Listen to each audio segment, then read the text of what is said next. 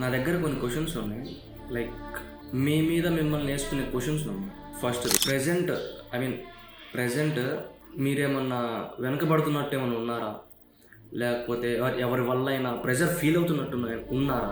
దానికి ఒకటే నాకు వచ్చిన సలహా ఏంటంటే, ఆ ప్రెజర్ని వాళ్ళని వదిలేస్తే ఎలా ఉంటుందో మీరే చూడండి. ప్రెజర్ పెట్టుకుని తిరగడం కంటే, ఆ వ్యక్తులను పెట్టుకుని తిరగడం కంటే కట్ చేసి చూడండి ఒకసారి, ఉన్నప్పుడు లేనప్పుడు మీకే అర్థమవుతుంది. ఆ థాట్ ప్రాసెస్ పాయింట్ ఉంటుంది కదా, ఆలోచన, అది మీకే అర్థమవుతుంది. సెకండ్ ఏంటంటే, ఒక భయాన్ని వదిలేస్తే జీవితం ఎలా మారిపోద్దంటే, బ్రతికినంత కాలం నువ్వు భయపడతా ఉంటే నీతో ఎవడో ఒకడు ఆడుకుంటూనే ఉంటాడు. అదే ఒకసారి తెగించి చూడు, గట్టి పోరాడి చూడు, అప్పుడే నీకు అర్థమవుతుంది భయం వదిలేస్తే ఇంత ఉంటుందా, ఇలా ఉంటుందా అనేసి.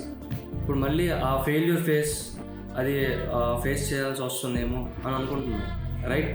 సో ఇప్పుడు ఇక్కడ నువ్వు మళ్ళీ కొత్తగా ఫెయిల్ అయ్యేది ఏం లేదబ్బా. నువ్వు మళ్ళీ కొత్తగా ఫెయిల్ అయ్యేది ఏం లేదు. నువ్వు ఎప్పుడైతే భయపడుతున్నావో అప్పుడే ఫెయిల్ అయిపోయావు. కాబట్టి ఒకసారి ధైర్యం తెచ్చుకొని తెగించు, అంతే. ఒకరితో నీకు ఎందుకు అసలు ఇదంటే ఒకటి గుర్తొచ్చింది.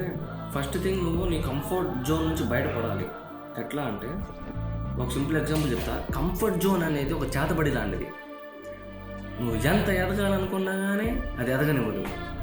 సో మనం కంఫర్ట్ జోన్ అనేది ఇలా అర్థం చేసుకుంటే, నువ్వు మ్యాక్సిమం నీ కంఫర్ట్ జోన్ నుంచి నువ్వు బయటకు వచ్చేది. నమ్మకాల మూఢనమ్మకాలను పక్కన పెట్టేస్తే ఫ్యాక్ట్గా మాట్లాడుకుందాము.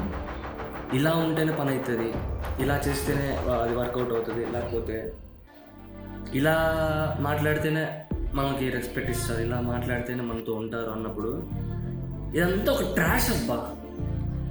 అరే నీవు నీలాగా ఉండు, అప్పుడే నీ వాళ్ళనే వాళ్ళు ఉంటారు. నువ్వు ఎప్పుడైతే ఆ ట్రాష్లో బ్రతుకుతున్నావో, ఆ మూఢనమ్మకాలు అది అంతా ట్రాష్. వాడికే కట్టు తెలీదు, వాడికి ఎవడో చెప్పాడు.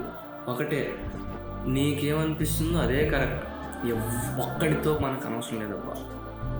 నీకేమనిపిస్తే అదే కరెక్ట్, నీకేమనిపిస్తే అదే చేయి. అందరు లుచ్చానా కొడుకులే బయట. మనంతా మంచి అయితే ఊళ్ళు లేడు. నాకు తోచింది చెప్పాను, అంతే.